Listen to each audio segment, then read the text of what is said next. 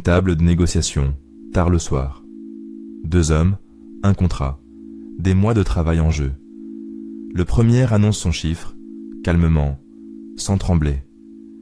Puis il se tait. Il pose ses mains sur la table, et il attend. Le silence commence. 1 seconde.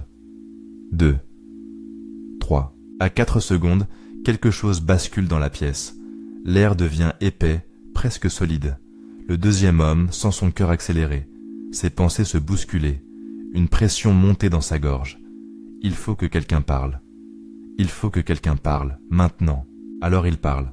Il remplit le vide. Il justifie, il propose, il concède. Des milliers d'euros lâchés en une seule phrase, juste pour faire cesser un silence. L'autre n'a rien fait. Il n'a pas argumenté, pas insisté, pas menacé. Il a juste attendu. Des psychologues ont mesuré ce seuil. Autour de 4 secondes de blanc, le malaise devient presque insupportable pour un cerveau humain. 4 secondes, c'est tout ce qui sépare celui qui subit les conversations de celui qui les conduit. Celui qui connaît ce chiffre détient une arme. Celui qui l'ignore est désarmé face à elle. Aujourd'hui, tu passes du bon côté. Des chercheurs néerlandais ont fait l'expérience. La même conversation filmée, dans 2 versions identiques, sauf un blanc de quelques secondes glissé dans l'une d'elles. Résultat, le simple blanc suffit à faire chuter le sentiment d'appartenance, la sécurité et l'estime de soi des participants. Quelques secondes de vide, et le cerveau hurle « quelque chose ne va pas, quelque chose ne va pas avec moi ». L'explication vient de très loin. Pendant des centaines de milliers d'années, être accepté par le groupe était une question de vie ou de mort. L'exclu ne survivait pas à l'hiver. Une conversation fluide signifiait « tout va bien, tu es des nôtres ». Un blanc signifiait peut-être « tu viens de dire quelque chose de grave ». Le groupe hésite. Ta place est en jeu. Alors ton cerveau a développé un réflexe de survie. Remplir. Remplir vite. Remplir n'importe comment. Avec des banalités sur la météo, des excuses qu'on ne te demandait pas, des confessions prématurées, des concessions que tu regrettes déjà. Le silence est une pression, et la parole est la soupape. N'importe quelle parole. Écoute-toi vivre cette semaine. Le pardon que tu dis sans avoir commis de faute. Le rire nerveux qui bouche un blanc. La phrase de trop à la fin d'une explication solide, celle qui affaiblit, tout ce qui précède. Le message qu'on envoie, juste pour dire « ce n'est pas toi qui parles ». Pas vraiment. C'est la pression. Et maintenant, renverse la perspective, complètement.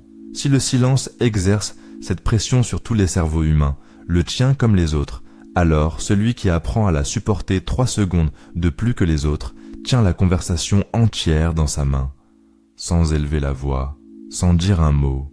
C'est exactement ce que font les professionnels. Dans les écoles de négociation, on enseigne une règle d'or simple et brutale. Après avoir énoncé ton prix, tais-toi. Quoi qu'il arrive. Le premier qui parle après une offre affaiblit sa position. Ton silence dit « ce chiffre est solide, il n'a pas besoin d'être défendu, il peut rester seul dans la pièce ».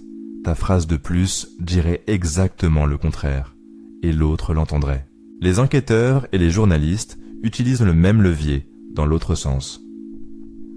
Pose une question, écoute la réponse, puis ne dis rien. Hoche la tête, lentement. Attends. La personne incapable de supporter le vide va continuer toute seule.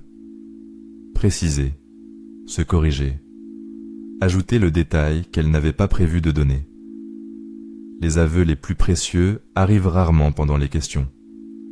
Ils arrivent pendant les silences. Les grands vendeurs connaissent la version commerciale. Après la proposition, le premier qui parle a perdu.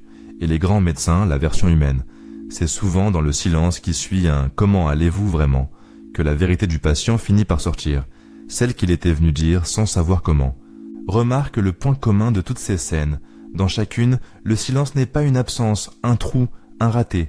C'est un espace tendu, chargé, que l'autre va remplir avec de l'information, de l'émotion, de la vérité. Le proverbe l'avait compris avant les laboratoires. Qui parle sème, qui écoute récolte. Mais attention à la pente. Utilisé seulement comme une technique, un truc de plus dans la boîte à outils, le silence devient une manipulation. Et les gens finissent toujours par sentir la manipulation, même sans pouvoir la nommer. Les anciens allaient beaucoup plus loin que la technique. Pour eux, le silence n'était pas une arme contre les autres. C'était une victoire sur soi. Épictète, esclave devenu philosophe, l'enseignait à ses élèves. La nature nous a donné 2 oreilles et une seule bouche pour écouter 2 fois plus que nous parlons.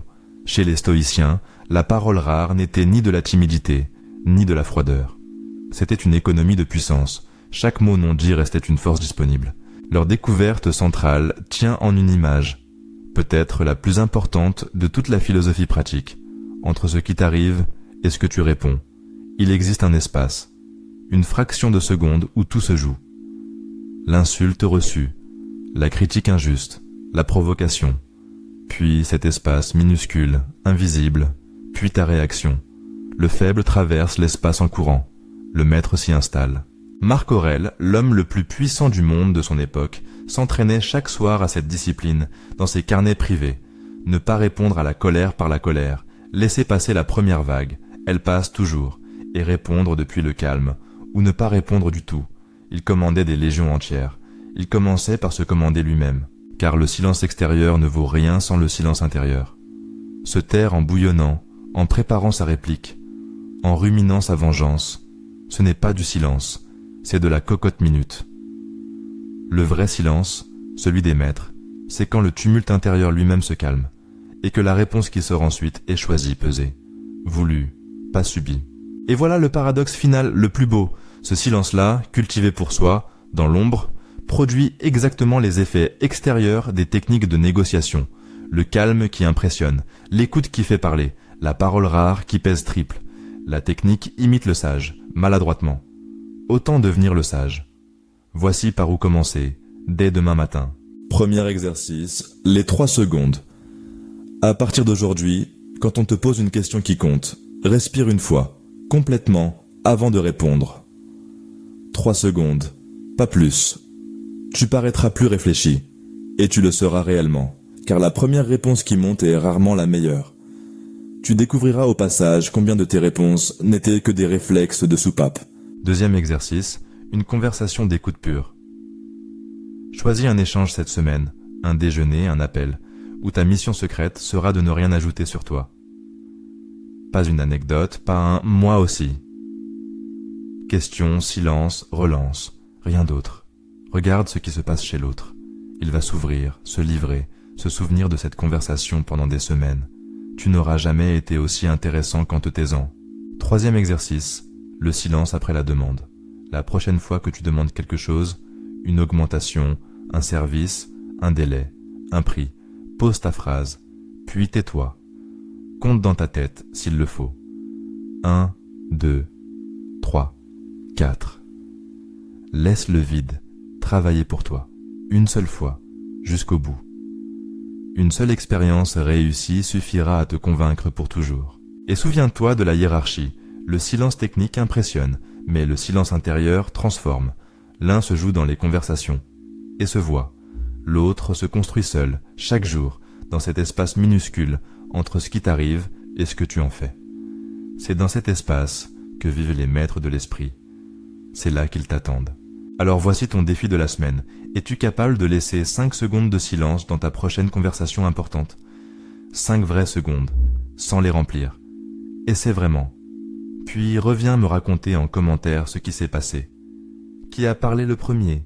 Ce que le silence a changé. Ce que tu as ressenti. La chaîne t'attend pour la suite.